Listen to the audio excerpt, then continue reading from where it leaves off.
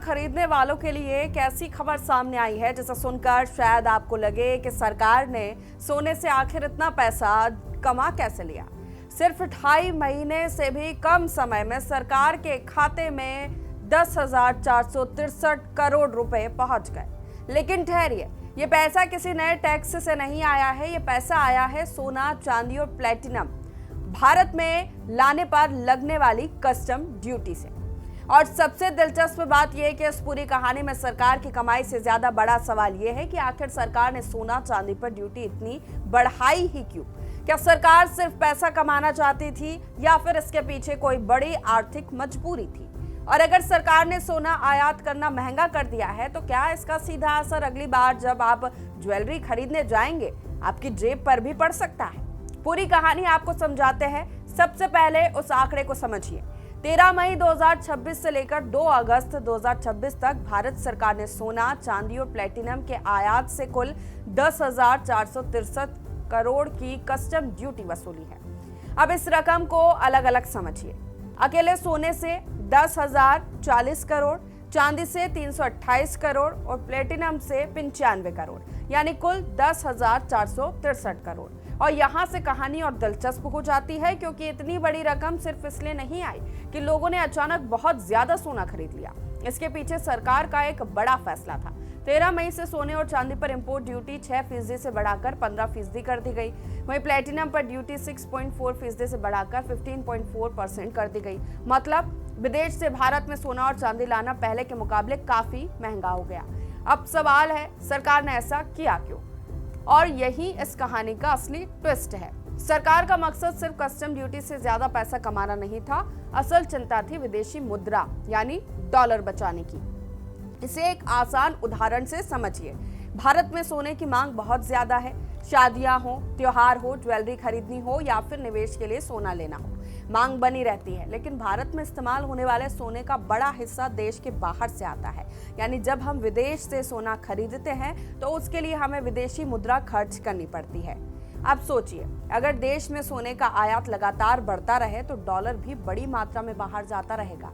और सरकार के सामने दूसरी तरफ एक और बड़ी जरूरत खड़ी है, यानी कच्चा तेल। भारत को अपनी जरूरत का बड़ा हिस्सा कच्चे तेल के आयात से पूरा करना पड़ता है। तेल के लिए भी डॉलर चाहिए, उर्वरक के लिए भी डॉलर चाहिए, उद्योगों के लिए जरूरी कच्चे माल के लिए भी डॉलर चाहिए और कई दूसरी जरूरी चीजों के आयात के लिए भी विदेशी मुद्रा की जरूरत पड़ती है। तो सरकार के सामने सवाल था, अगर विदेशी मुद्रा सीमित है तो उसका इस्तेमाल कहाँ किया जाए? सोने के लिए या फिर उन चीजों के लिए जिनकी जरूरत सीधे देश की अर्थव्यवस्था को है? सरकार ने फिलहाल प्राथमिकता जरूरी आयात को दी और इसी वजह से सोना चांदी जैसे आयात को महंगा करने की कोशिश की गई। लेकिन इसके पीछे भी एक और कहानी है, क्योंकि इस समय अंतर्राष्ट्रीय हालात भी सरकार की चिंता बढ़ा रहे हैं। पश्चिम एशिया में तनाव है, कच्चे तेल की कीमतों पर दबाव है और सबसे अहम कि हॉर्मुज़ जलडमरू मध्य को लेकर चिंता बनी हुई है। ये कोई सामान्य समुद्री रास्ता नहीं है, दुनिया के लिए तेल की सप्लाई का बेहद महत्वपूर्ण रास्ता है। अगर यहाँ किसी वजह से तेल की सप्लाई प्रभावित होती है तो अंतर्राष्ट्रीय बाजार में कच्चा तेल महंगा हो सकता है और अगर तेल महंगा हुआ तो भारत को वही तेल खरीदने के लिए और ज्यादा डॉलर खर्च करने पड़ेंगे। यानी एक तरफ तेल के लिए ज्यादा डॉलर चाहिए और दूसरी तरफ सोने के आयात में भी बड़ी मात्रा में विदेशी मुद्रा जा रही है। ऐसे में सरकार ने सोने के आयात पर ड्यूटी बढ़ाकर एक तरह से मांग को नियंत्रित करने की कोशिश की। लेकिन अब सबसे बड़ा सवाल, इसका असर आप पर क्या होगा?